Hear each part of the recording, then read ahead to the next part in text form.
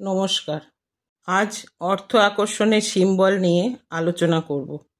এই সিম্বলটি সবুজ কালির পেন দিয়ে আঁকতে হবে। এর নাম অ্যানা, ANA। জিবু সিম্বল ব্যবহার করতে হলে মনে সম্পূর্ণ বিশ্বাস রাখতে হবে, তবেই হবে মিরাকেল।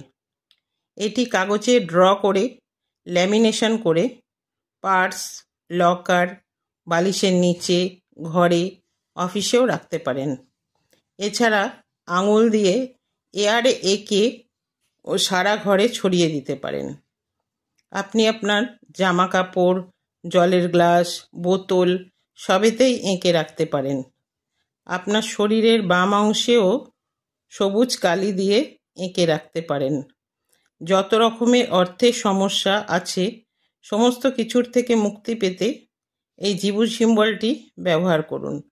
ভালো থাকবেন, লাইক দিয়ে পাশে থাকুন আরও অনেক সমস্যা সমাধানের জন্য। নমস্কার।